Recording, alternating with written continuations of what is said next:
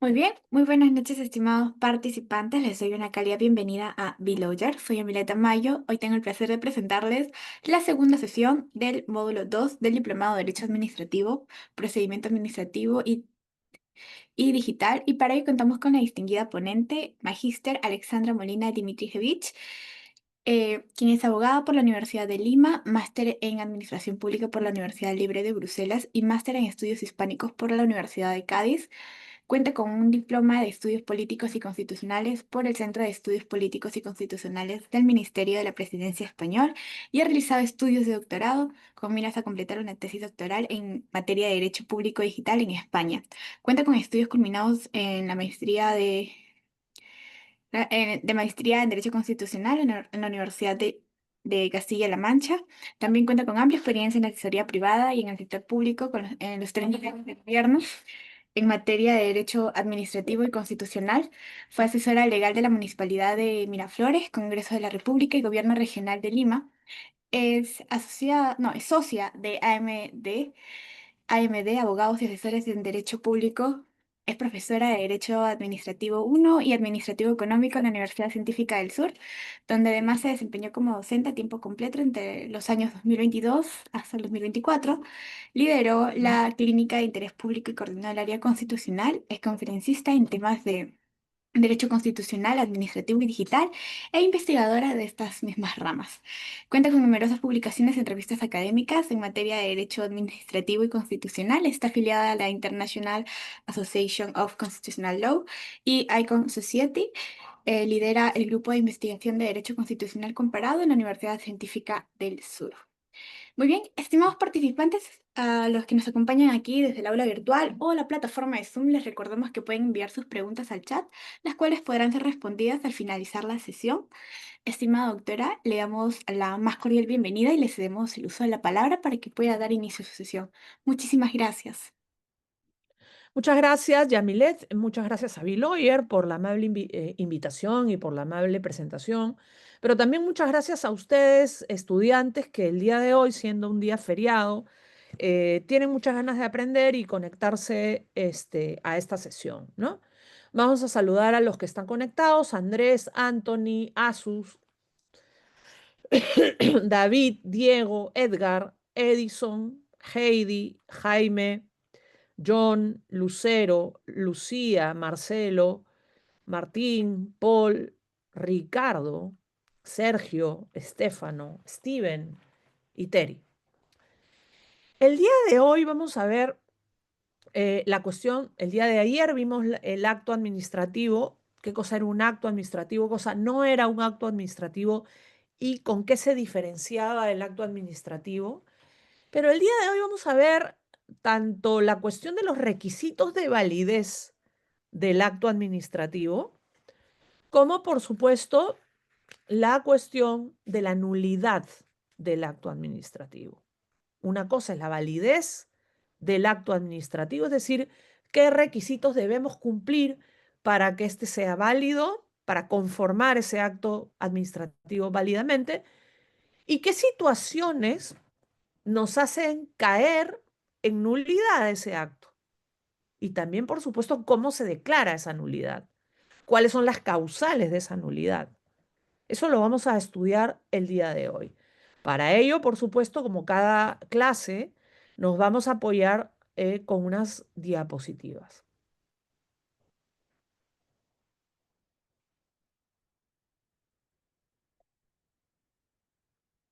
Bien, nulidad y validez del acto. Primero la validez, ¿ya? Primero los requisitos de validez del acto administrativo. ¿Cuáles son los requisitos de validez del acto administrativo y dónde se establece ello? Los requisitos de validez del acto administrativo están contemplados en el artículo 3º de la Ley del Procedimiento Administrativo General. Y estos son los siguientes. En primer lugar, primero y principal, el requisito de la competencia, ¿ya? La competencia. En segundo lugar, el segundo requisito que se necesita para que el acto administrativo sea válido es el objeto o contenido. El segundo, o perdón, el tercer requisito es el de la finalidad pública del acto administrativo. El siguiente requisito, que es esencial, bueno, todos los requisitos de validez son esenciales, pero este requisito tiene una gran trascendencia, es el requisito de la motivación. La motivación.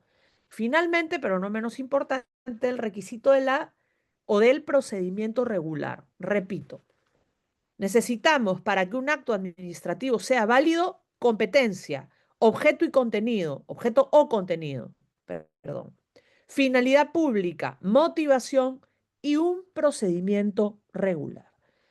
¿En qué consiste cada uno de estos elementos de acuerdo con lo establecido por esta ley 27444?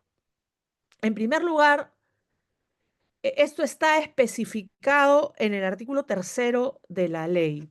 Está mencionado, pero también especificado en el artículo 3 de la Ley del Procedimiento Administrativo General. Y hay dos de estos requisitos que luego están también más explayados, por decirlo así, o más desarrollados, ¿no? Entonces, ¿qué necesitamos para señalar que el acto administrativo sea válido? O para decir que un acto administrativo es válido. Primero, la competencia. Este es un requisito fundamental, la competencia. Lo hemos dicho en sesiones anteriores y en el derecho público no podemos hacer nada si no tenemos la competencia correspondiente. En el derecho público no podemos deducir una competencia, no podemos interpretar una competencia. Esta competencia tiene que estar explícitamente establecida en la norma. Y la fuente de la competencia administrativa, según lo establecido en esta norma, es la Constitución y la ley. Y obviamente los instrumentos de carácter reglamentario especifican las cosas de una manera más detallada. Pero fundamentalmente en la Constitución y en la ley encontramos la base o lo que denomina la norma, la fuente de la competencia administrativa. Luego ya los manuales de organización y funciones, los reglamentos de organización y funciones detallan las cosas, pero la base está en la norma constitucional y en la norma legal. ¿Ya? Tienes que estar explícitamente atribuida esa competencia. Y una vez que yo tenga esa competencia, puedo proceder, ¿no? Además, el requisito de la competencia implica lo siguiente, descrito claramente por el numeral 1 del artículo tercero de esta norma. Primero, ser emitido por el órgano facultado en razón de una serie de criterios que hay que saber leer bien, ¿ya? Primero, en razón de la materia, en razón del territorio, en razón del grado, del tiempo o cuantía. ¿Ya? Lo más usual es ver la competencia reflejada en la materia, en la especialización, en el territorio. Por ejemplo, estamos hablando de un órgano de carácter nacional, ¿no? Que pertenece al nivel de gobierno central, o estamos más bien hablando de un órgano municipal o de un órgano regional. Y las competencias están detalladas en ese caso en la Constitución y luego desarrolladas en las leyes orgánicas respectivas, ¿no? Y si mi local está en este distrito, en esta jurisdicción, tiene que ser la licencia de funcionamiento la tengo que pedir en en esa zona. Y todas las actividades, por ejemplo, sancionadoras, tienen que ser las relativas a esa zona, es decir, dicho de otra manera, y a veces hay límites que no están muy definidos, ¿no? Entre distritos, ¿no? Por ejemplo, entre Magdalena y San Isidro hay una zona, y eso solamente hablando de Lima, ¿ah?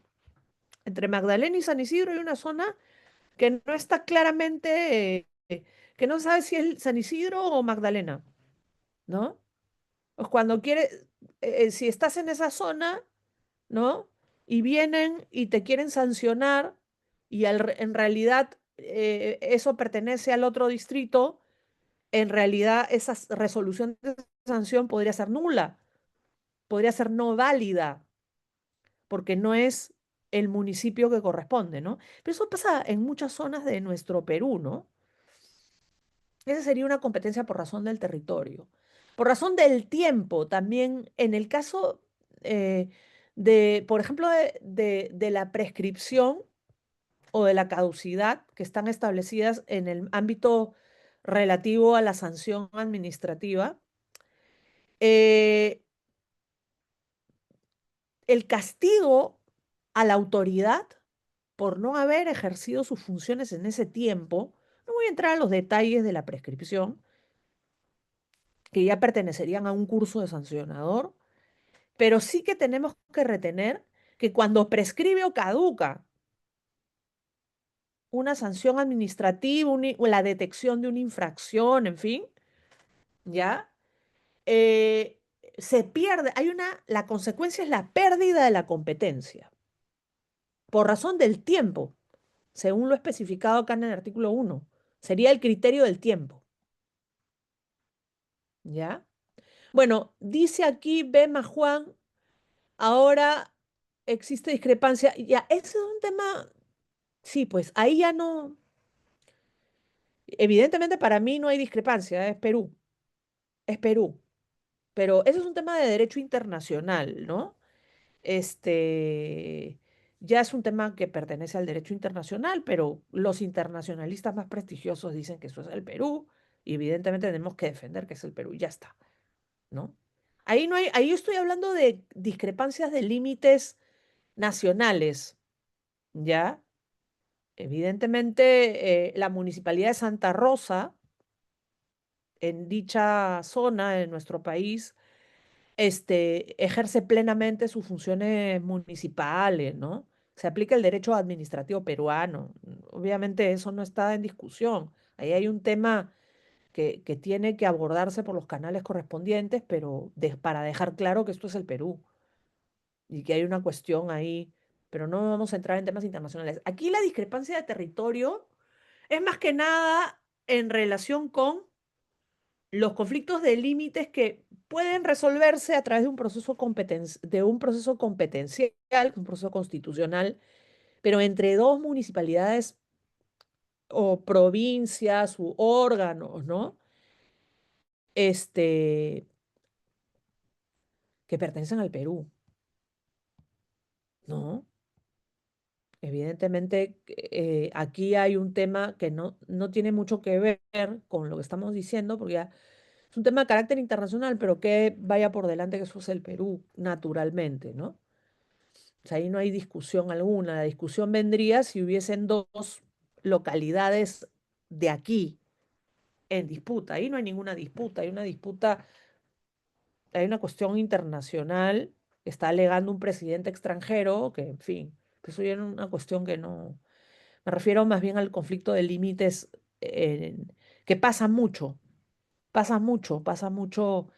al interior del Perú, ¿no? Entonces, la pregunta es, ¿voy a aplicar el TUPA de tal municipalidad o de la otra? ¿Voy a aplicar, la entidad puede sancionarme o es que me debe sancionar o no me deben sancionar la otra? Porque igual no está tipificado en la otra y sí en la que me quiere sancionar. No sé, son temas que aluden a la competencia ciertamente, ¿no? Y luego hay otro tema con la competencia que es a través de la autoridad regularmente nominada, que es otro tema importante. O sea, la autoridad que va a emitir el acto administrativo tiene que haber sido nombrada regularmente, de una manera jurídicamente correcta, al momento del dictado del acto administrativo. No es que publicaron mi resolución al día siguiente, no puedes, ¿no? Y en el caso de órganos colegiados, que esa es otra muy importante, fíjense lo detallado de este requisito, ¿no? El caso de órganos colegiados, ¿qué cosa es un órgano colegiado? Es un órgano compuesto por una pluralidad de miembros, un tribunal administrativo, por ejemplo, ¿no? Tiene que haber requisitos de sesión, quórum y deliberación indispensables para su emisión. ¿Con cuántas? Y eso lo dicen las normas propias, las normas internas o las normas propias de la institución. ¿Cómo se alcanza un quórum? ¿Qué necesito? ¿Mayoría simple, mayoría calificada? ¿No? ¿Qué necesito para llevar adelante la sesión? Para que se instale la sesión, ¿cuál es el mínimo de personas que tiene que estar? ¿Cómo debe realizarse la sesión? ¿Se ha realizado la sesión de acuerdo a lo establecido en la normatividad? ¿Hemos alcanzado el quórum correspondiente para la votación? ¿Hemos deliberado? Que eso es algo que es un problema en el Perú, ¿ah? Y en el mundo también. La falta de deliberación de las decisiones. ¿Y qué cosa es la deliberación? Se preguntarán ustedes. Esa conversación, ese razonamiento, esa discusión que tiene que haber en un órgano colegiado, ese intercambio de ideas y de opiniones y de posiciones acerca de la decisión que se ha de tomar. Deliberación que tiene que ser plena, que acompaña un razonamiento, no una resolución express, sino una resolución bien pensada, bien conversada, bien deliberada, donde haya debate.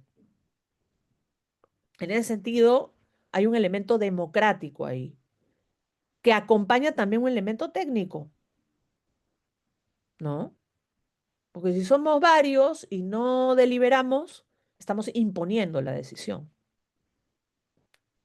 Y tenemos que tener una decisión además reflexionada, pensada, ¿ya? Segundo requisito de validez. Primero, la competencia. Segundo, el objeto o contenido. Los actos administrativos deben expresar su respectivo objeto, ¿no?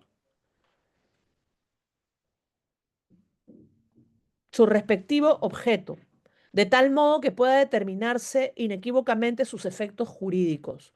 Su contenido se ajustará a lo dispuesto en el ordenamiento jurídico, debiendo ser lícito, preciso, posible jurídica y físicamente, o física y jurídicamente, y comprender las cuestiones surgidas de la motivación. Repito, los actos administrativos deben expresar su respectivo objeto, de tal modo que pueda determinarse inequívocamente sus efectos jurídicos. Su contenido se ajustará a lo dispuesto en el ordenamiento jurídico, debiendo ser lícito, preciso, posible física y jurídicamente, y comprender las cuestiones surgidas de la motivación. Entonces, por ejemplo, un acto administrativo no puede consagrar una decisión jurídica o físicamente imposible. La municipalidad dicta un acto administrativo regalándote un parque, que es público, sin los procedimientos respectivos, o que tiene que estar destinado a otra cosa, a lo colectivo, al interés general, ¿no? O peor aún, ¿no? Algo físicamente imposible, ¿no? A veces se pide cada cosa en la administración pública que vamos, a veces uno recibe unos pedidos de la gente, ¿no? Que tú dices, ¿qué? Poco absurdos, ¿no? Poco surrealistas, vanguardistas, ¿no? Recuerdo que en una institución pública una persona decía que una embajada de un país determinado lo estaba espiando y que le estaban poniendo cámaras en su casa con unos ovnis. Era una cosa, pero de locos, ¿no? Y si la municipalidad acogía su pedido, acogería una petición jurídicamente imposible, físicamente imposible, porque el nivel de fantasía era tal que, fin. ¿No?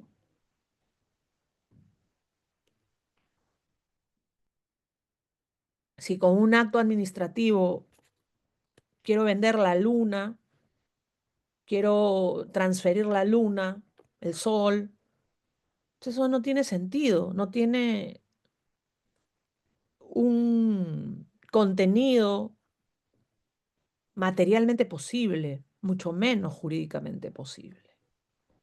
Tercero, finalidad pública. Tercer requisito, finalidad pública. Adecuarse a las finalidades de interés público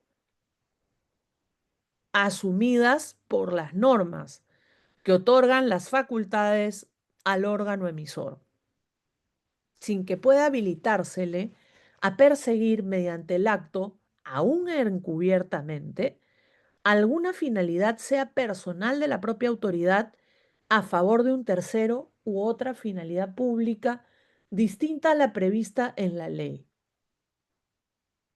Adecuarse, repito, a las finalidades de interés público es algo fundamental, ¿eh?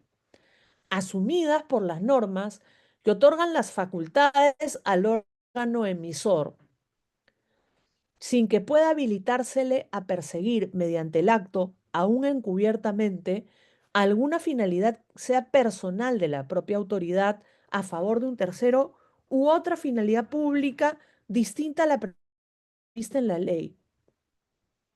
Esto queda clarísimo, ¿no? La ausencia de normas que indique los fines de una facultad no genera discrecionalidad. ¿Ya? La finalidad perseguida por el acto administrativo tiene que ser pública. No puede envolver ninguna finalidad personal ese acto administrativo. Esto se da mucho, desafortunadamente, en el ámbito de la contratación estatal, ¿no?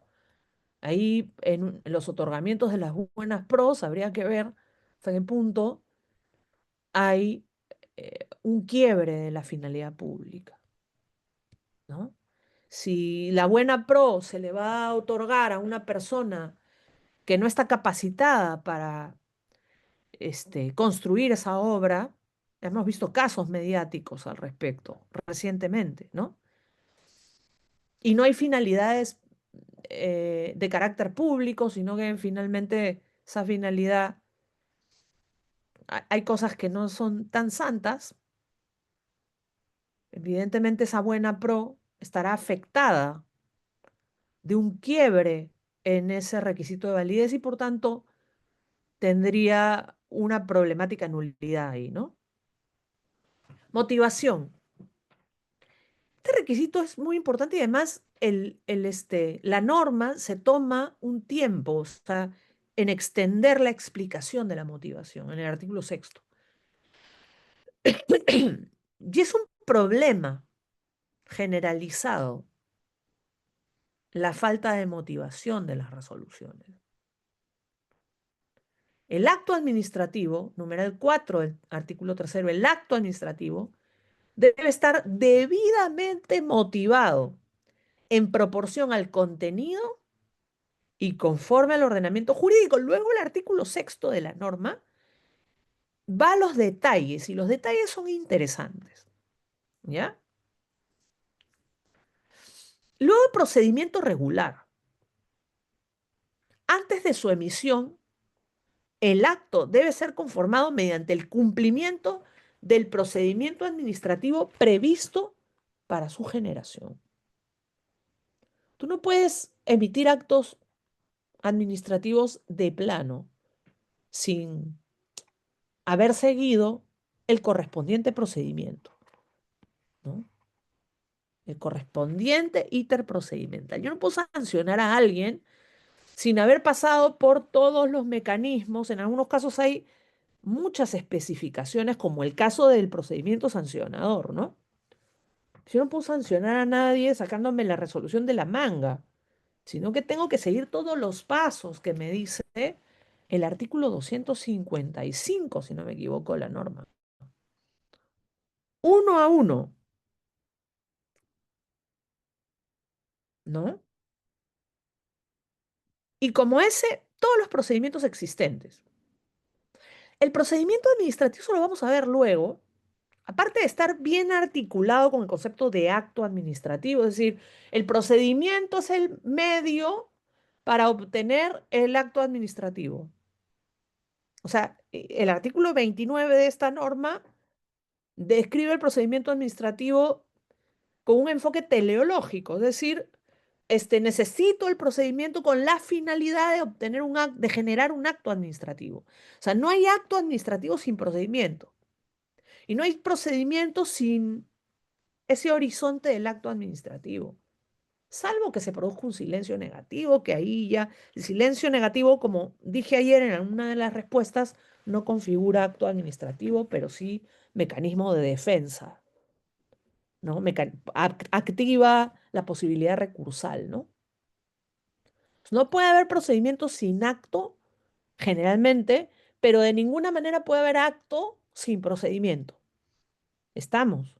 El procedimiento es un escenario de garantías para el administrado y también un escenario para la propia administración de defensa del interés general, en el sentido de poder conformar su decisión administrativa de la mejor manera a través del tiempo correspondiente y del cumplimiento de una serie de pasos para tomar una decisión acertada, lo cual beneficia el interés general.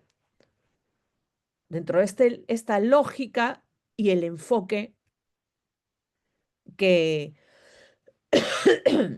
dentro de esta lógica y enfoque que plasma el artículo tercero del título preliminar, ¿ya? Aquí tenemos una pregunta. Esto se puede responder de manera muy rápida y simple.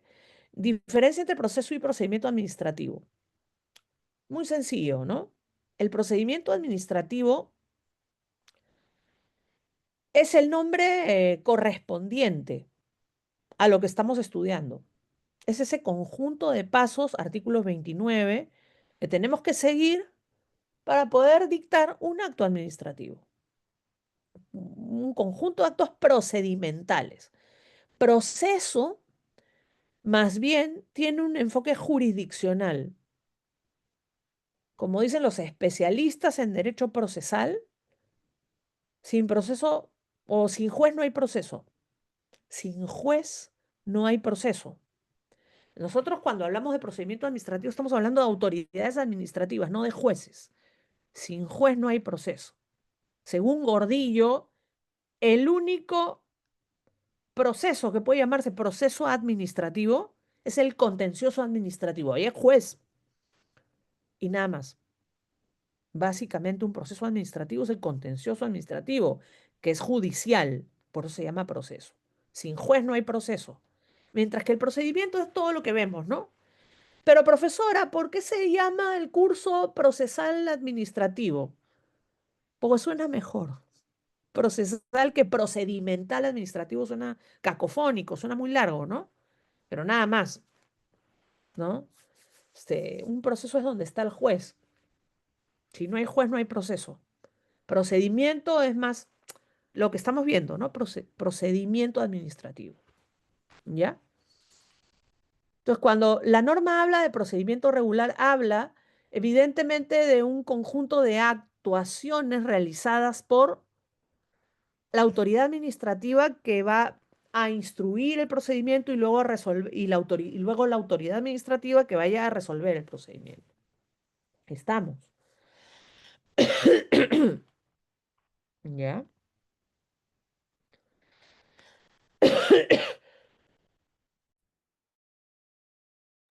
Algunas precisiones sobre algunos requisitos de validez que la misma norma realiza algunas precisiones, ¿no? O sea, profundiza un poco en dos de los requisitos de validez.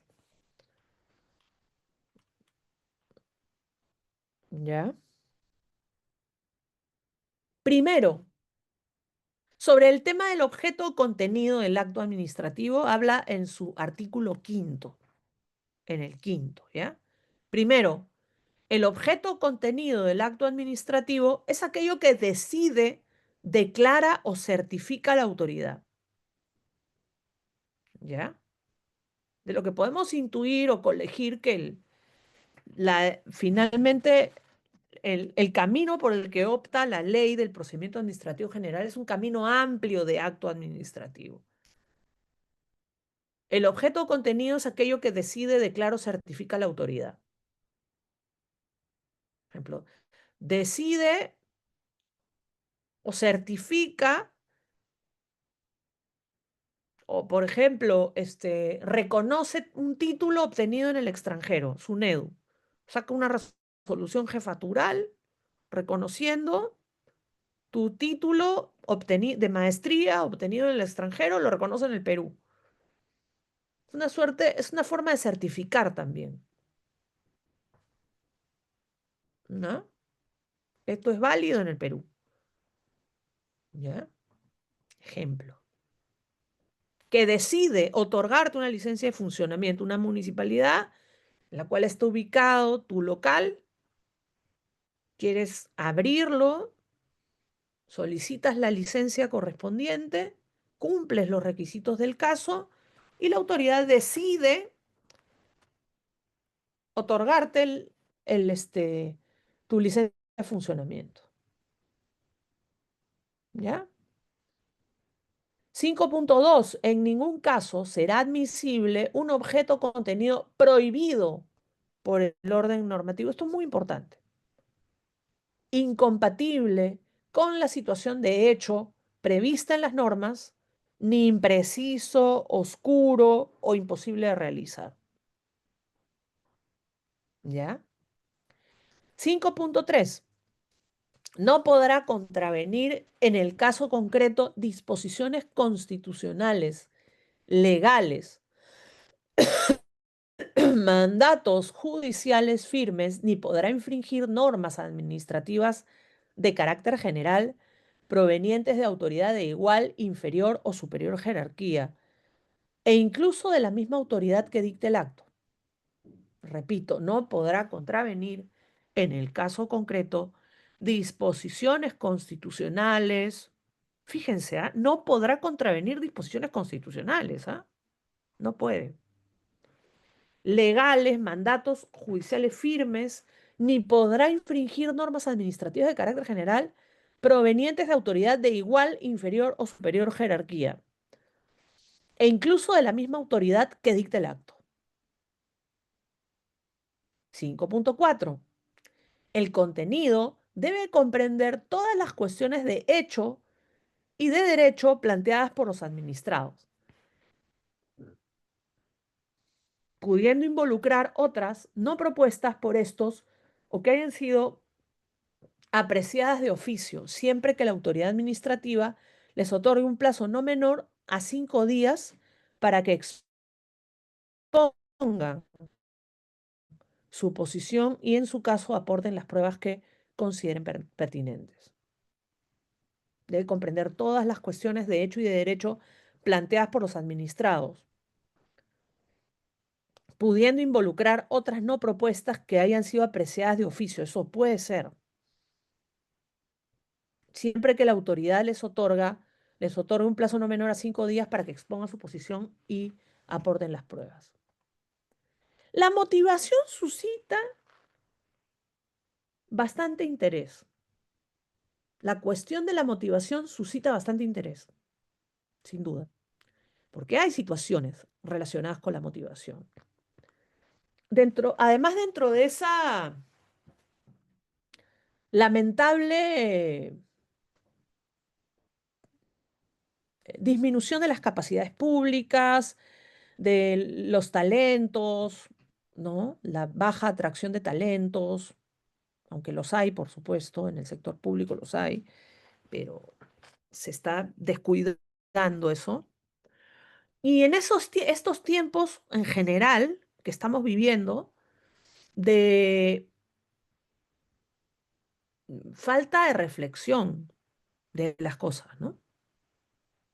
De falta de deliberación de las decisiones, de falta de sustento, ¿no? Entonces, este requisito es muy importante.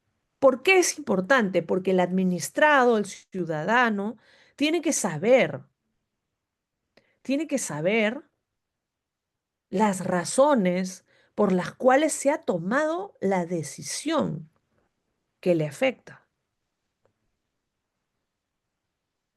Tiene que saber las razones por las cuales se ha tomado, sobre todo las desfavorables. En el caso de los actos desfavorables, esto adquiere un cariz particular.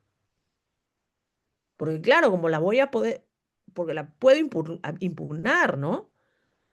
Y como la voy a impugnar, tengo que poderme defender, ¿no? Y para defenderme, necesito saber el porqué de la decisión tomada, ¿ya? La motivación, dice la norma, el artículo sexto, que amplía, esto es muy bueno, ¿eh? Amplía el espectro, ¿no? O sea, lo, ac- lo clarifica, ¿no? Entra a detalles que son necesarios, que es necesario entrar en estos detalles, ¿no? La motivación debe ser expresa mediante una relación concreta y directa de los hechos probados relevantes del caso específico y la exposición de las razones jurídicas y normativas que con referencia directa a las anteriores justifican el acto adoptado. La motivación, repito, debe ser expresa, lo más explícita posible, mediante una relación concreta y directa de los hechos y las razones jurídicas y normativas. Lo normativo no, digamos, lo normativo es fundamental, ¿no? Las fuentes del derecho administrativo que hemos estudiado ya. La fuente escrita. Pero las fuentes no son solo las escritas, hay otras también. Hay razones jurídicas más amplias. Razonamiento, conexión de los hechos con las normas, conexión de los hechos con la jurisprudencia y con todo. ¿Ya?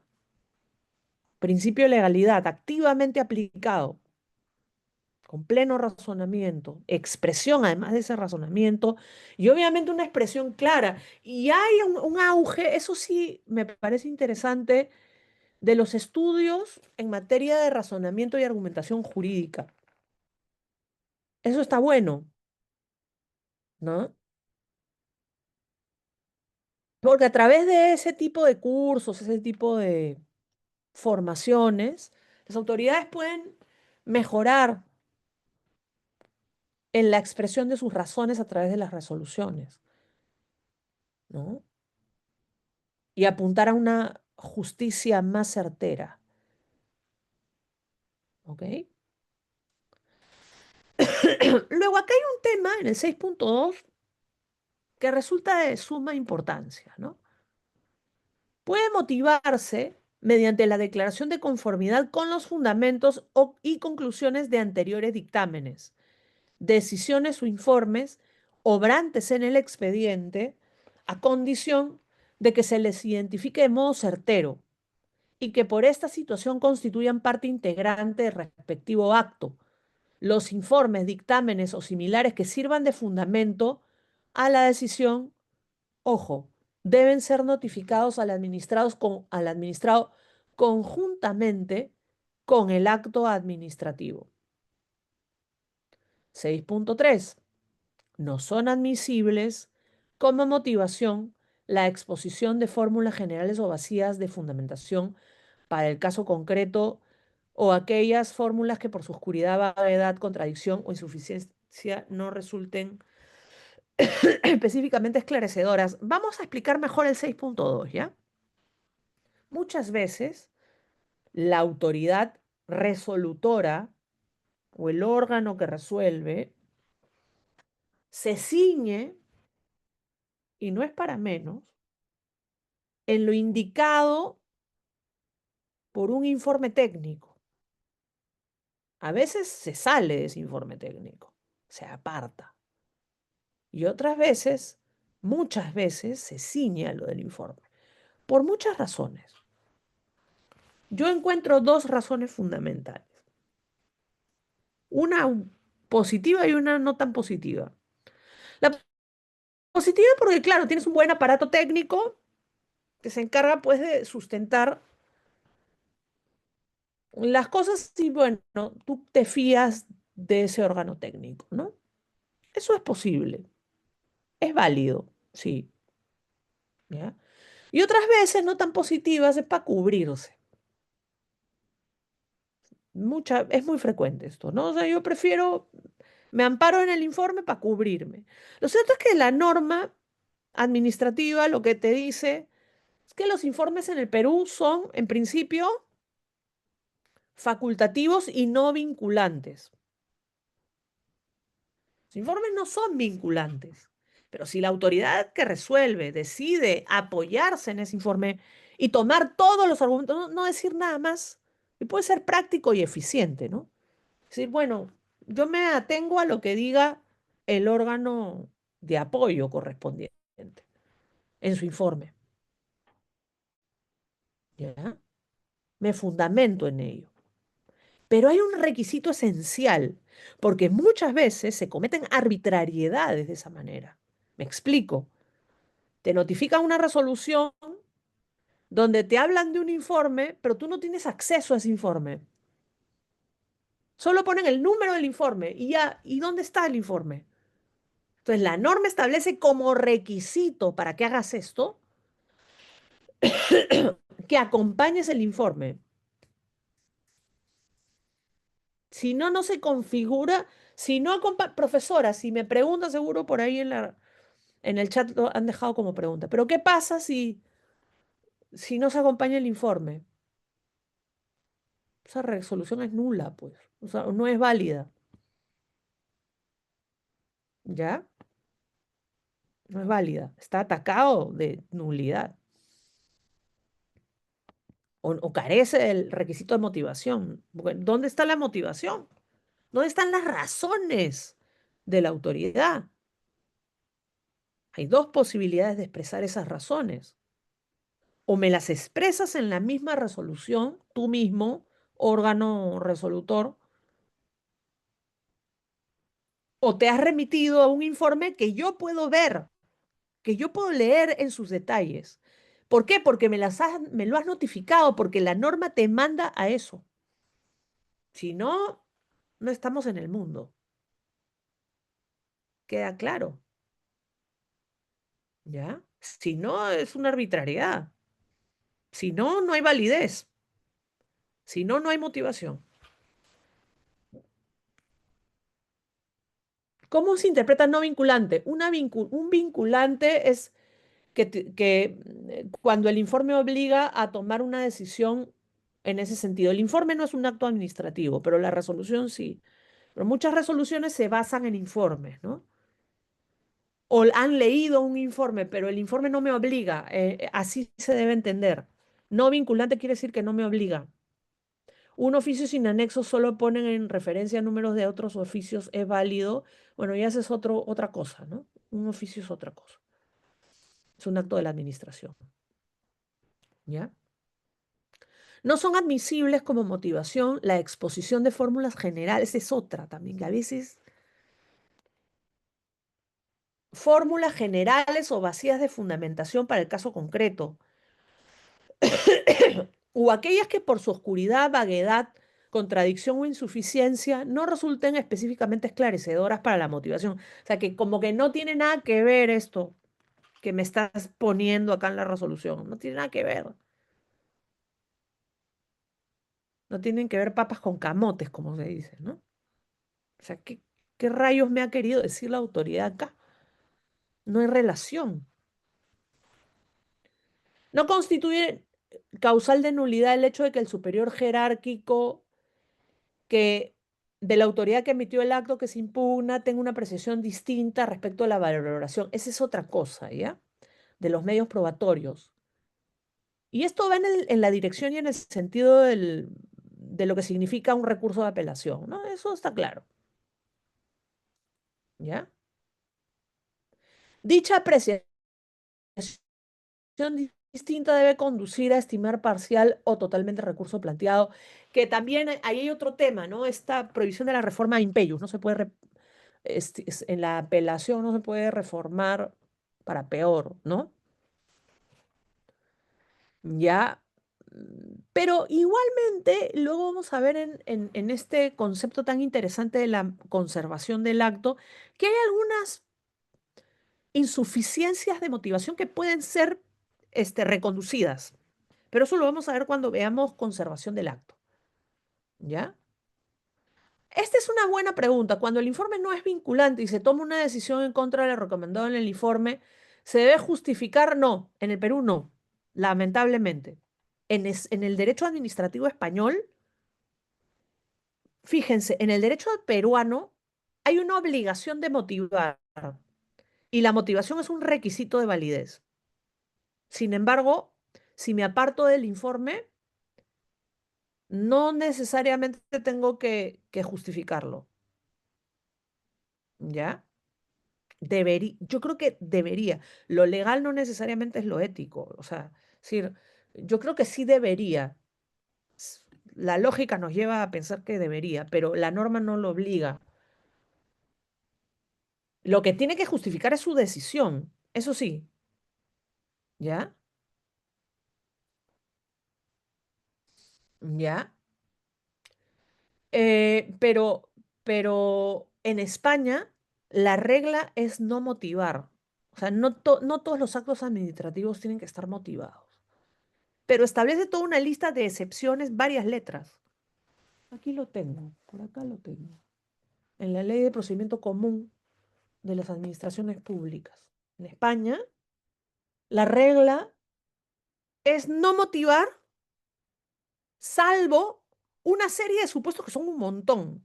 Y uno de esos supuestos es cuando el informe se aparte, o cuando, perdón, la resolución se aparte de un informe.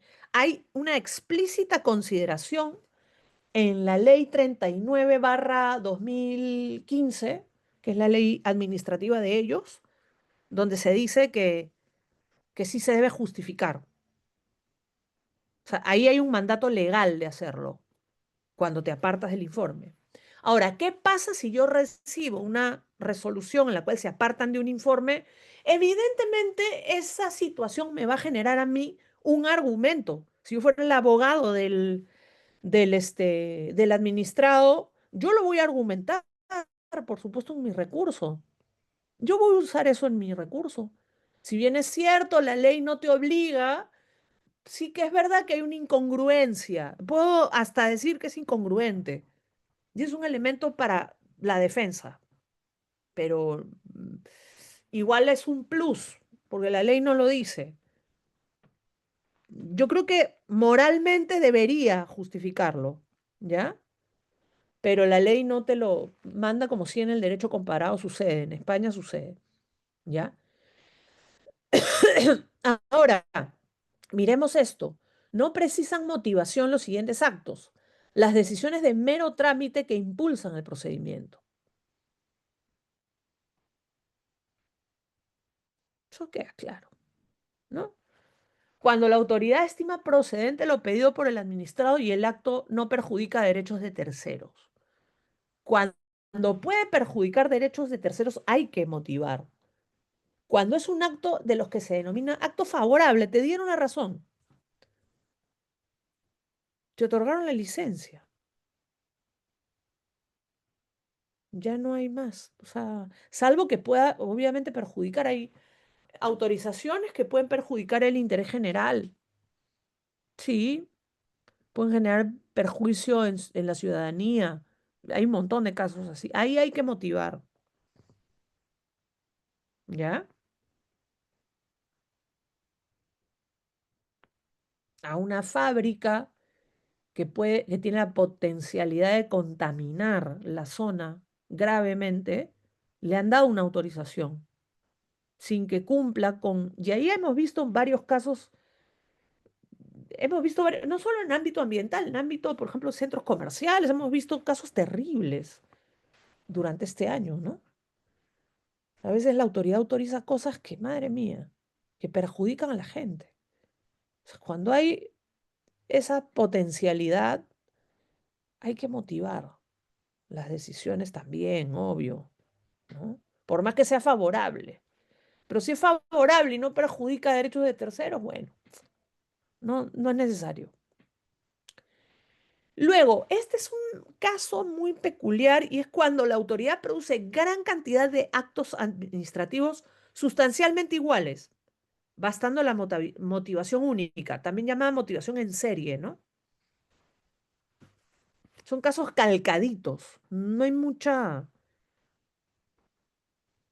infracciones administrativas de un tipo muy concreto, donde igual, bueno, en el caso de infracciones, pero es un tipo, un formato, ¿no? En esos casos, motivación única, ¿ya? Pero ahí hay que ver también que las situaciones sean realmente iguales, o sea, que las situaciones sean realmente calcadas. Entonces, si las situaciones son así, pierdo mi tiempo, pierdo horas hombre en motivar. Si estoy duplicando los esfuerzos o multiplicando los esfuerzos, pues no basta con una y ya está.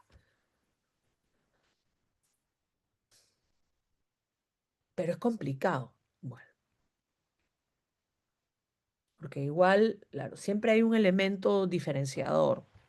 Puede haber un elemento diferenciador, ¿no? Así que siempre con pinzas, ¿no? Porque igual, si somos autoridad, puede venir este, un reclamo en ese sentido, ¿no? Ahora, por una cuestión de seguridad jurídica, todo acto administrativo, esto lo dice el artículo 9 de la norma, se considera válido en tanto su pretendida nulidad no sea declarada por autoridad administrativa o jurisdiccional según corresponda. Pero ¿cuándo es válido el acto administrativo? Cuando éste es dictado conforme al ordenamiento jurídico. ¿Ya? Es válido el acto administrativo dictado conforme al ordenamiento jurídico. Principio de legalidad, nuevamente, con toda la amplitud que este implica. Todos los requisitos de validez se cumplen, ¿ya? Eso en esencia, ontológicamente es así. Pero, repito, mientras no haya sido declarado nulo, mientras no haya sido declarado nulo, ese acto permanece, todavía se presume válido. O sea, no se presume válido porque, o sea, no se presume válido hasta que lo declare la autoridad correspondiente. Mientras tanto, por más que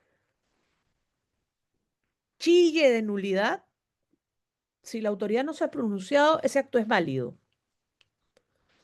¿Ya?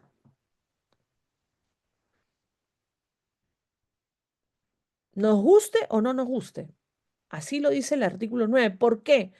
Porque claro, tú puedes opinar, tú puedes pensar, argumentar, opinar, pero la autoridad que es competente para declarar la nulidad es el superior jerárquico fundamentalmente, y o el poder judicial en un contencioso son los únicos que pueden declarar un acto administrativo nulo. Mientras eso no suceda, el acto es válido, se presume válido. Es una presunción relativa, ¿no? Por supuesto. Es decir, que admite prueba en contrario, pero que igual tiene que ser declarado por la autoridad competente. Si no, no. Si no, es válido.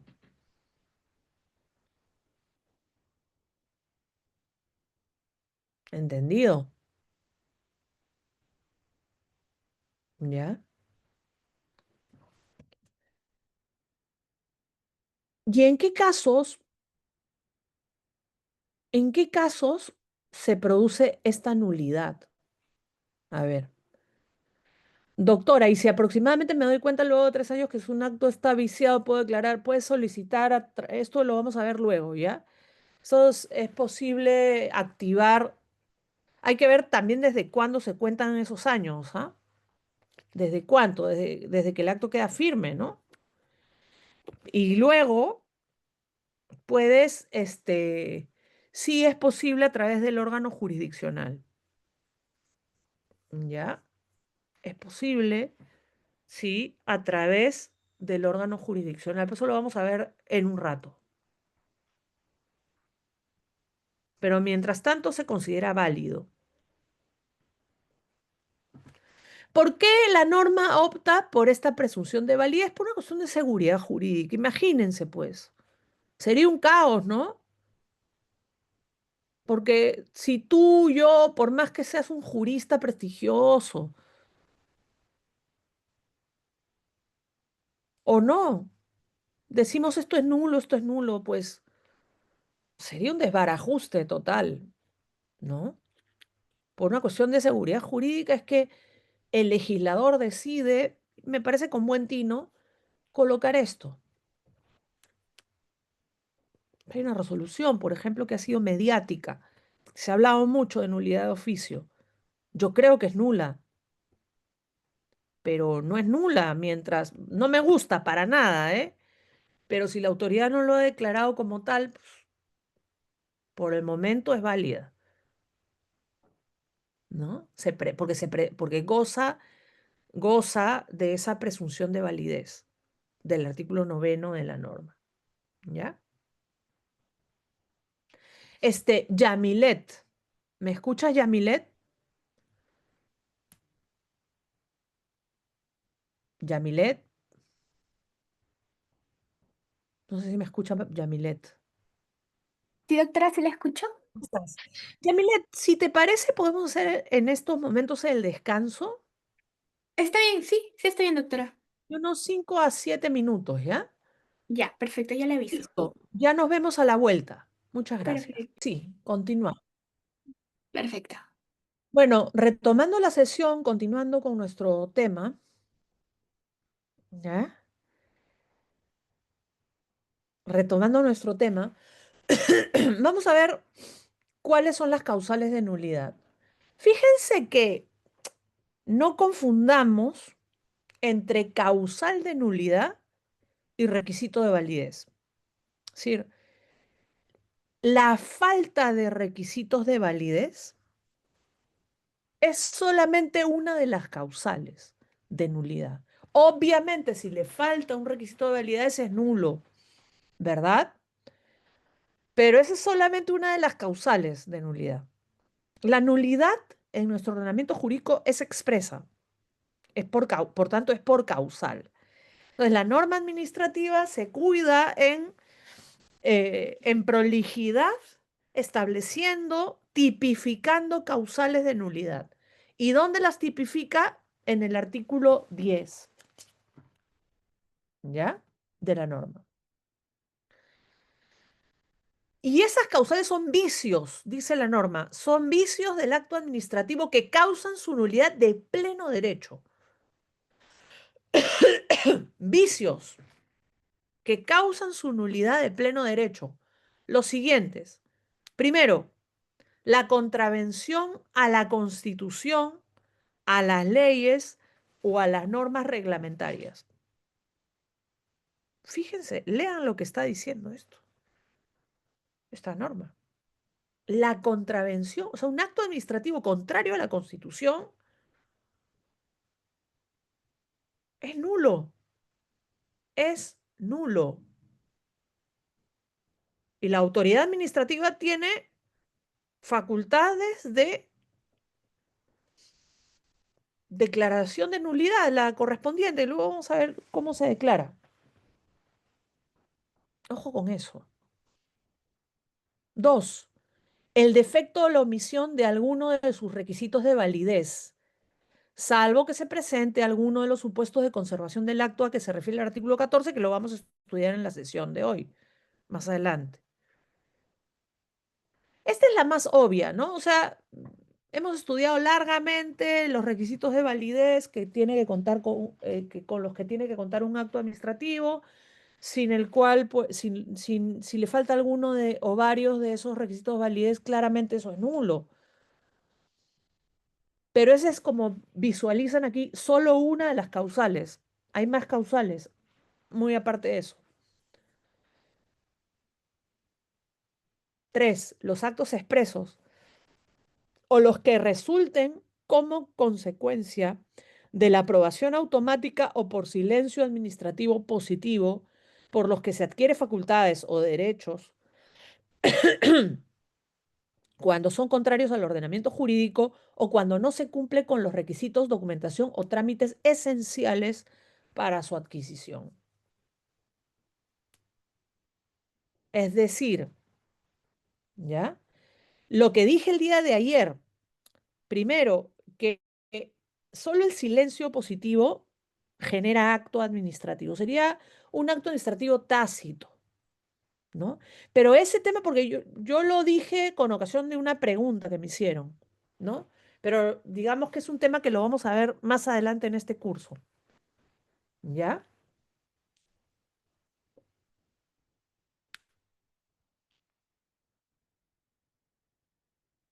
Silencio positivo genera acto administrativo tácito, pero evidentemente ese acto administrativo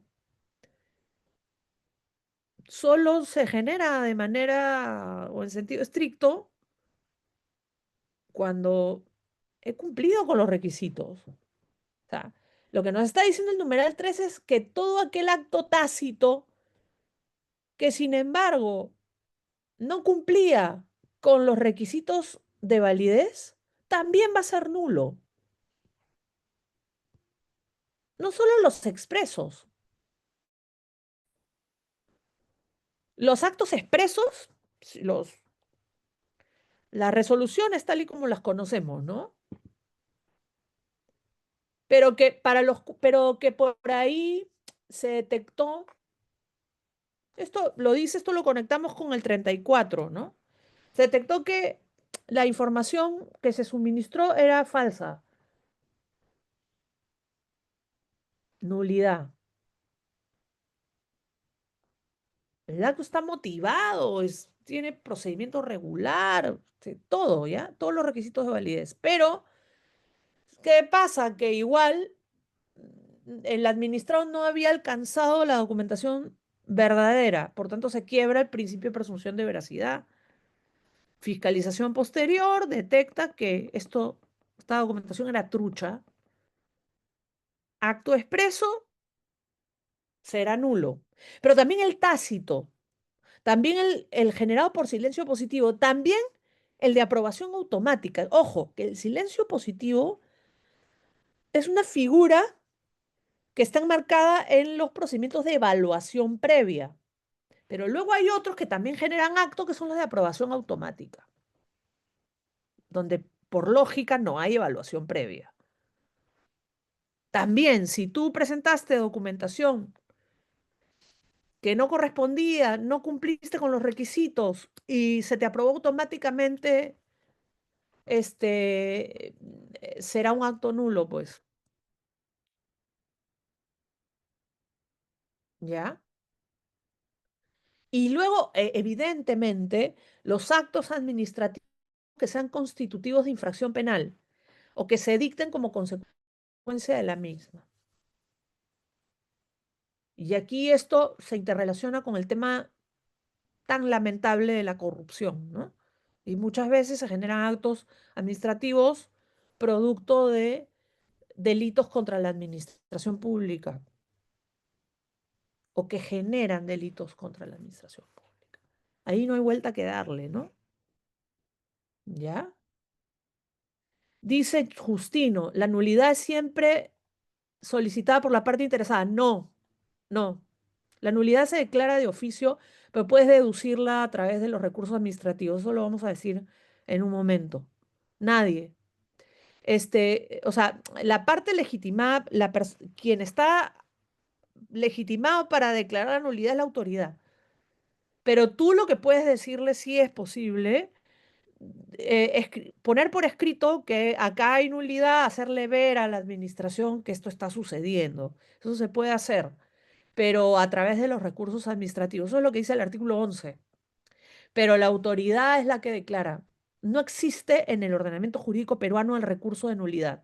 Por tanto, no se puede hablar de legitimidad de nadie, simplemente es la autoridad la que la declara. Pero lo que sí puedes hacer es decirle a la autoridad, oye, está sucediendo esto, ponerla en autos.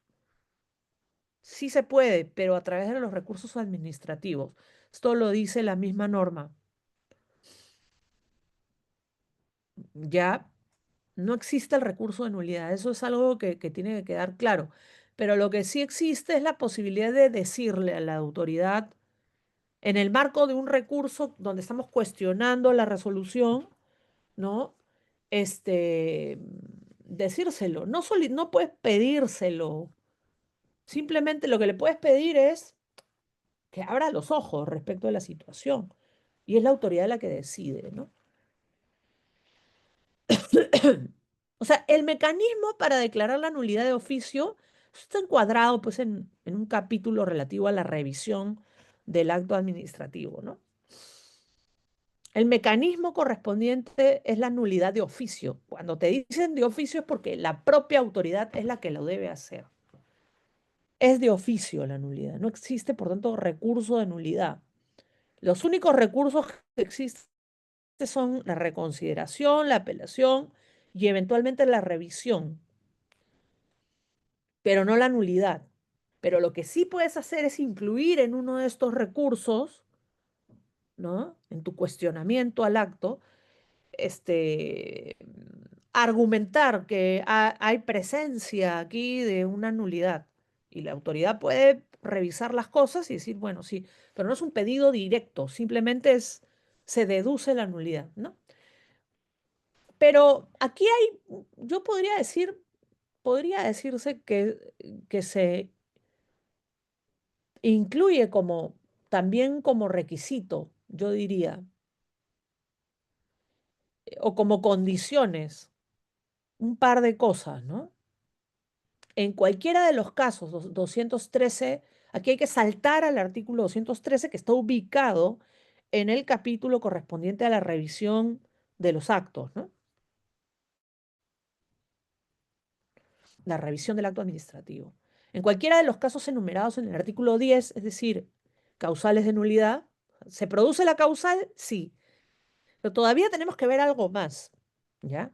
Puede declararse de oficio la nulidad de los actos administrativos. Cuando te dicen de oficio, quiere decir que es la autoridad correspondiente, competente, la que declara la nulidad, aun cuando hayan quedado firmes, aun cuando hayan quedado firmes. Pero hay que ver también dos cuestiones esenciales. O lesiona el interés público o lesiona los derechos fundamentales. ¿Ya? O sea, aparte de las causales del artículo 10, hay que ver si lesiona el interés público o lesiona los derechos fundamentales. Estamos. La nulidad de oficio solo puede ser declarada por el funcionario jerárquico superior al que expidió el acto que se invalida. Jerárquico superior. Si se trata de un acto emitido por una autoridad que no es sometida a subordinación jerárquica, la nulidad es declarada por resolución del mismo funcionario, ¿no? Si es una resolución que establece una sanción administrativa en materia de contratación estatal, el Tribunal de OS es el competente. Ese tribunal no tiene a nadie por encima, ¿ya? Entonces, en ese caso, la nulidad será si, por ejemplo, esa sanción no siguió con el procedimiento establecido, es nula. El mismo órgano se da cuenta después, pues tendría que ser ese y no otro, porque no tiene a nadie por encima. O sea, en esos casos podría ser. Puede ser el superior jerárquico, pero obviamente si lo tiene. Profesora, ¿qué pasa si no hay superior jerárquico? ¿No declara nulidad o lo tiene que declarar el Poder Judicial? No, lo declara él mismo. Te lo dice el 213.2.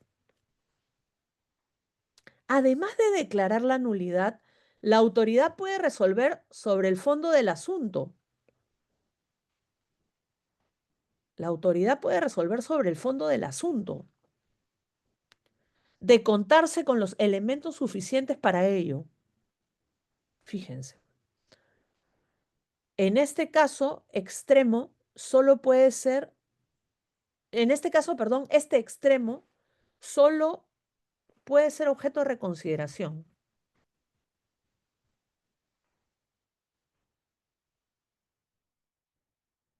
Este extremo solo puede ser objeto, perdón, de reconsideración.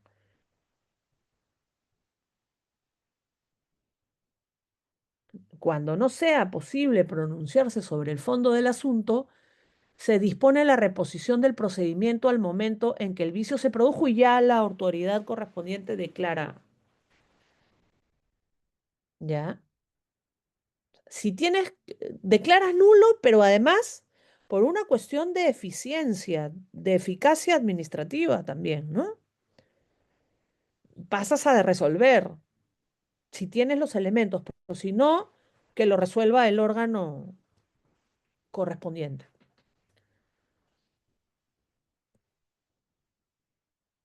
¿Y hasta dónde retrocedemos?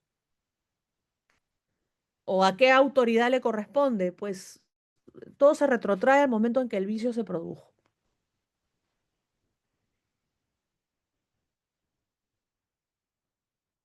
¿Ya? En el caso de declaración de nulidad de oficio de un acto favorable, ojo, te dieron la razón, pero luego se declara nulo. Una fábrica obtiene un permiso, ¿ya? Esta fábrica emite gases contaminantes, o sea, causa potenciales daños medioambientales y no se motivó el acto administrativo, debiendo hacerlo porque perjudicaba a terceros. O sea, tenía la potencialidad de perjudicar a terceros, ¿ya? La autoridad, el superior jerárquico, declara la nulidad de ese permiso, que finalmente es un acto favorable a la empresa, ¿no? En ese caso, la autoridad, lo que dice aquí este tercer párrafo del 213.2 es lo siguiente, ¿no? En caso de declaración de nulidad de oficio de un acto administrativo favorable, la autoridad previamente al pronunciamiento le corre traslado otorgándole un plazo no menor de 5 días para ejercer su derecho de defensa. O sea, le tiene que dar 5 días para que defienda su posición. ¿Ya? Ahora, este es un tema sobre el cual hay muchas preguntas siempre y sobre el cual hay temas, ¿no? La facultad para declarar la nulidad de oficio de los actos administrativos prescribe en el plazo de 2 años. La pregunta también es desde cuándo cuento esos 2 años, ¿no? A partir de la fecha en que hayan quedado consentidos. ¿Y cuándo quedan consentidos? Aquí tendríamos que apoyarnos en el artículo 228 de la norma.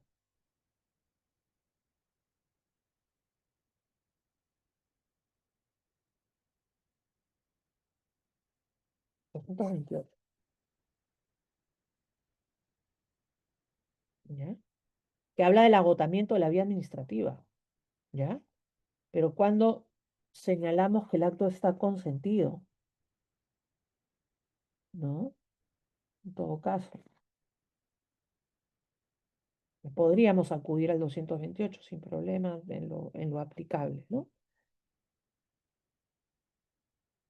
En todo caso, hay que hablar de la firmeza más que consentido, ¿no? Es decir, queda firme, ¿no? 2 años tenemos desde que queda firme. O sea, desde que no hay otro recurso administrativo que presentar, artículo 228, o es que igual se le pasó, puede haber pasado el plazo para presentar su recurso al administrado. O sea, firmeza del acto. 2 años desde su firmeza. 2 años, ¿ya? O contado a partir de la notificación a la autoridad administrativa de la sentencia penal condenatoria firme en lo referido a la nulidad de los actos previstos en el numeral 4 del artículo 10, o sea, los que sean constitutivos de infracción penal o que se dicten como consecuencia de la misma.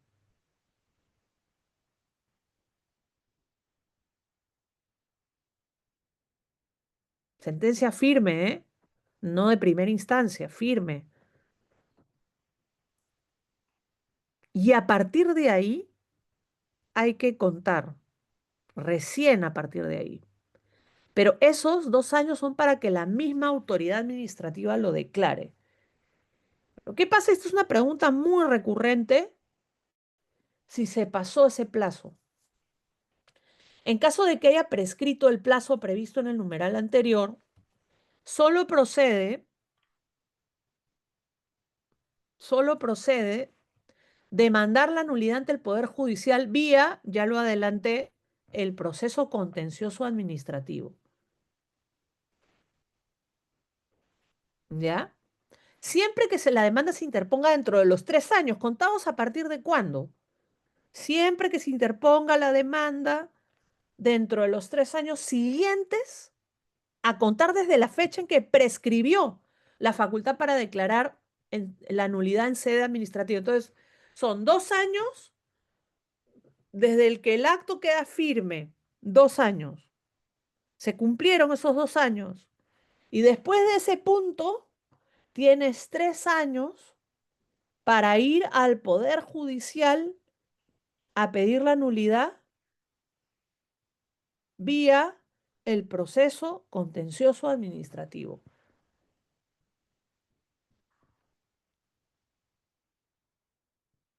¿Ya?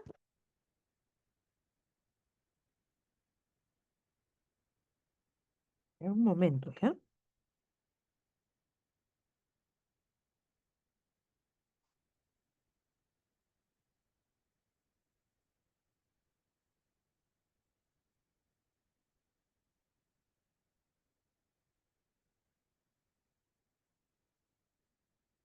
Y ahí evidentemente el que interpone la demanda es la autoridad, ¿no?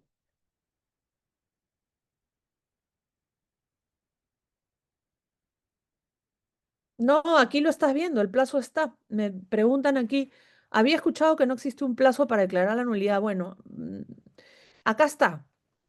Evidentemente está regulado para todo supuesto. Son 2 años más 3. Son 2 más 3. 2, lo declara la propia autoridad y luego 3, a partir de que termine esos 2 años, todavía tienes 3 años para pedirlo por un contencioso administrativo a través del Poder Judicial, al Poder Judicial, en un proceso contencioso administrativo.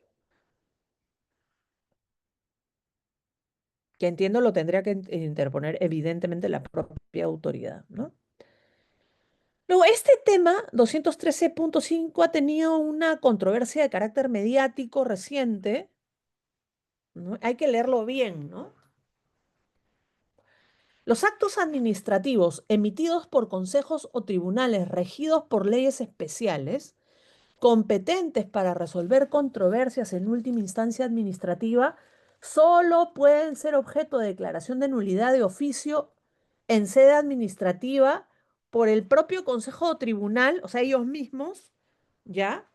Si se trata de un tribunal, ¿no?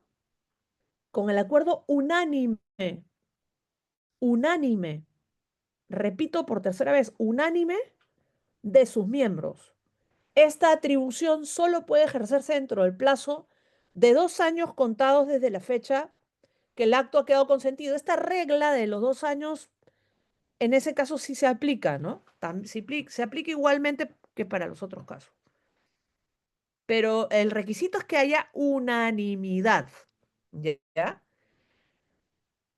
También procede que el titular de la entidad demande su nulidad en la vía de proceso contencioso administrativo siempre, siempre que la demanda se interponga dentro de los 3 años siguientes de notificada la resolución emitida por el Consejo Tribunal. Y este es el caso de la Junta Nacional de Justicia. Faltaba un voto. Sin embargo, declararon igual la nulidad de oficio de una resolución, ¿no? En ese caso, pues esa resolución es curioso, ¿no? La nulidad de oficio es nula. Pero lo que dice la norma es que el titular de la entidad puede demandar, pasados esos 2 años, la nulidad o dentro de los 3 años, perdón, dentro de los 3 años siguientes puede, sí, pero la verdad que es poco factible que el titular de esa entidad demande, ¿no? Pero se requiere nulidad, se requiere, perdón, unanimidad. Para esa nulidad, para ese tipo de nulidad, se requiere unanimidad, unanimidad. O sea, se requiere un quórum más exigente, la unanimidad. ¿Por qué? Pues estamos hablando de nada más y nada, de algo de alto calibre, que es declarar una nulidad. Necesitamos el voto de todos, ¿ya? Nulidad de oficio. Ahora, regresamos a los artículos 11. ¿Cuál es la instancia competente para declarar la nulidad? Los administrados plantean la nulidad. Plantean. No quiere decir existe recurso de nulidad. No existe un recurso de nulidad. Simplemente tú puedes plantearla, es decir, oye, mira, me he dado cuenta que acá está sucediendo esto. Y argumentas el por qué. Lo metes en tu recurso administrativo, en tu reconsideración, en tu apelación y eventualmente en tu revisión. ¿Ya? La nulidad de oficio será conocida y declarada por la autoridad superior de quien dictó el acto. Esto es congruente con lo que dice el 213, ¿no? Si no está sometida a subordinación jerárquica, lo declara la resolución de la misma autoridad. Eso también lo dice el 213. Ahora, si la nulidad planteada, o sea, si el administrado coloca en su recurso de reconsideración como argumento que existe una nulidad, eso es plantear la nulidad. No es recurso de nulidad, recurso de reconsideración. Pero tú le dices a la autoridad, mira, hay esto, ¿ya?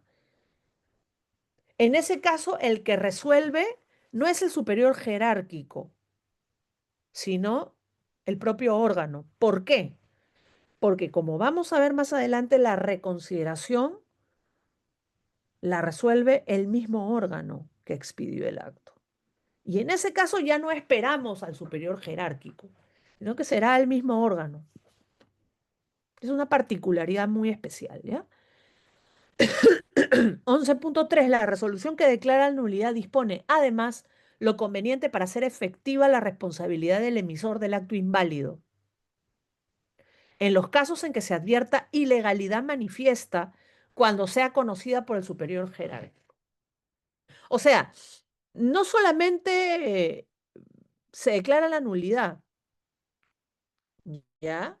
Sino que evidentemente quien hace que caiga en nulidad, si la autoridad que expide un acto nulo, el que no motivó, el que incurrió en infracción penal, en fin, el que vulneró la Constitución con su acto administrativo, el que se hizo de la vista gorda con los requisitos y dejó que el tema pase. Bueno, se tendrá que determinar la responsabilidad del funcionario, las responsabilidades a que hubiera lugar, incluyendo también la funcional.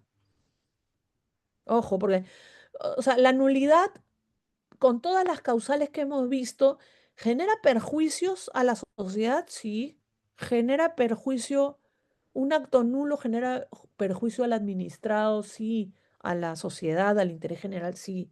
Entonces, tienen que responder. Y además, la autoridad tiene que proceder de acuerdo a ley, de acuerdo a la Constitución, de acuerdo a la ley. Y claro, si es nulo, eso evidencia que no. Si hay ilegalidad manifiesta, se le aplica la responsabilidad del caso. ¿Ya? Efectos de la nulidad. Artículo 12. La declaración de nulidad tendrá efecto declarativo y retroactivo. La naturaleza de la nulidad es esa, ir hacia atrás, porque la nulidad te dice el acto nunca fue conformado correctamente. Nunca, es como si nunca hubiera existido. Está viciado, ¿no? La declaración de nulidad tendrá efecto declarativo y retractivo a la fecha del acto. A la fecha del acto. Salvo derechos adquiridos de buena fe por terceros, en cuyo caso operará a futuro. Respecto del acto declarado nulo, los administrados no están obligados a su cumplimiento. Obvio, cuando ha sido declarado nulo, antes goza de la presunción de validez del artículo 9, pero después sí.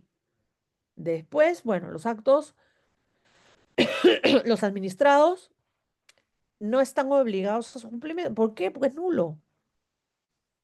No vale, no vale, es nulo. Y los servidores públicos deberán oponerse a la ejecución del acto, fundando y motivando su negativa.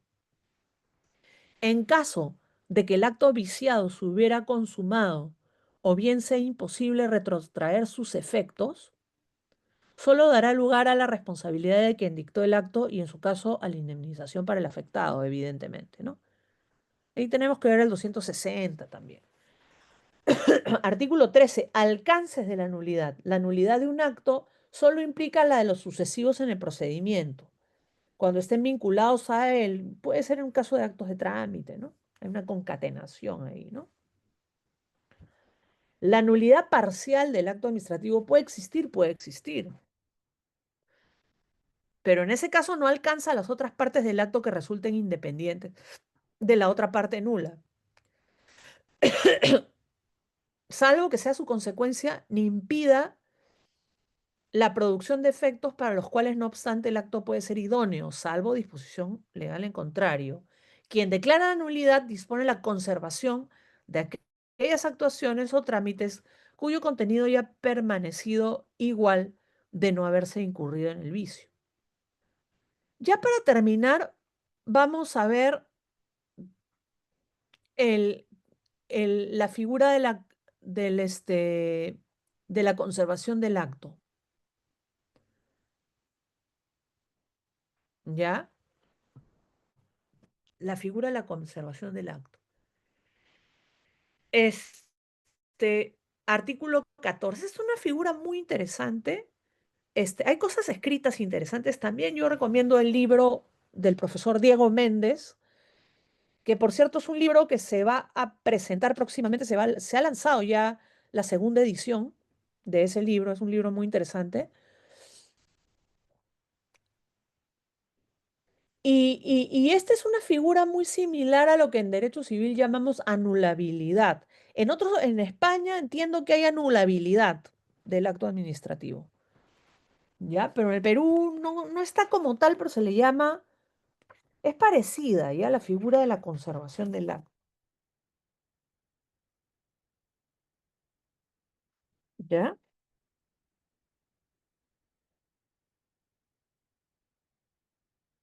La anulabilidad, sí, la anulabilidad existe en España con ese nombre, ¿no? En el ordenamiento civil peruano existe la anulabilidad, es esa posibilidad de subsanación, ¿no? Pero Pero en el caso de la legislación administrativa peruana, no existe la anulabilidad, pero sí existe la conservación del acto, el principio de conservación del acto administrativo. ¿Ya? La idea que subyace a la posibilidad de conservar un acto administrativo es que el vicio que tenga ese acto administrativo sea un vicio de carácter no trascendente. Y la misma norma en su artículo 14 habla de los denominados vicios no trascendentes. Y con esto vamos a terminar, ¿no? Cuando el vicio del acto administrativo por el incumplimiento a sus requisitos o a sus elementos de validez no sea trascendente, prevalece la conservación del acto. O sea, podemos mantener el acto. No tenemos por qué declarar nulo en ese caso. Es una cuestión de proporcionalidad también, ¿no? Si no es tan grave, lo mantenemos. Dicho en términos simples, ¿no? Prevalece la conservación del acto en esos casos de vicios no trascendentes, procediéndose a su enmienda. O sea, se corrige. Si no es tan grave, se corrige. Porque no es algo tan esencial, ¿no? No es algo que afecte radigalmente el acto. Entonces vamos a corregir, vamos a enmendar, procediéndose a su enmienda por la propia autoridad emisora. ¿Y cuáles son los vicios no trascendentes? Te lo dice la misma norma, ¿no? ¿Qué vicios califican como no trascendentes? Los siguientes, los que están determinados en el artículo 12.2, o perdón, 14.2.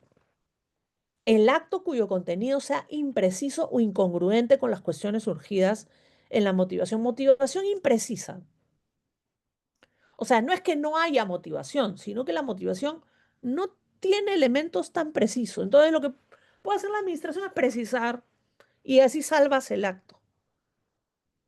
14.22. El acto emitido con motivación insuficiente o parcial. También. Entonces, lo que haces es complementar. Lo que faltó, lo motivas. Y ahí ya salvaste el acto. 14.2.3. El acto emitido con infracción a las formalidades no esenciales del procedimiento, considerando como tales aquellas cuya realización correcta no hubiera impedido o cambiado el sentido de la decisión final en aspectos importantes o cuyo incumplimiento no afectara el debido proceso del administrado. 14.2.4. Cuando se concluye indudablemente de cualquier otro modo que el acto administrativo hubiese tenido el mismo contenido de no haberse producido el vicio. Y aquellos emitidos con omisión de documentación no esencial. No obstante la conservación del acto, subsiste la responsabilidad administrativa de quien emite el acto viciado, salvo que la enmienda se produzca sin pedido de parte y antes de su ejecución. Repito, hay un libro sobre este artículo del profesor Diego Méndez, me parece que es profesor de la San Ignacio de Loyola, es miembro de la Red de Derecho Administrativo. Y la segunda edición de ese libro entiendo que ya está empezando a circular, pero va a haber una presentación a fin de mes en la Católica de ese libro. Pues el libro está, digamos, está ahí para quienes quieran, se interesen en este tema tan interesante de la conservación del acto. ¿Ya? Bueno, hemos culminado por el día de hoy y vamos a las preguntas. Aquí hay una pregunta de Majuan. El Ministerio Público como representante de la sociedad esto es el caso de la Junta, ¿no? Ese tema, yo soy más que administrativista, yo soy constitucionalista, ¿no? Y me parece ahí que en ese caso es poco probable que haya, digamos, que se pueda pedir el tema del contencioso, que ahí más bien hay un tema eh, competencial que se podría invocar por parte del Ministerio Público. Ese proceso competencial que está en el Código Procesal Constitucional. Podría ser, ¿no? Para ese caso, ¿no? Sergio Roque. se podría decir que también aplica el principio de eficacia que preserva el efecto del acto. Yo creo que sí, conecta con el principio de eficacia. Es correcto. Es correcta esa interpretación. No sé ya, Milet, si habrá alguna otra pregunta, estimados estudiantes. No sé si tienen otra pregunta. Sí, estimados participantes, si desean realizar alguna pregunta, pueden alzar su manito y se les cederá el uso de la palabra, o también pueden dejarlo por la bandeja de chat. Sí. A ver,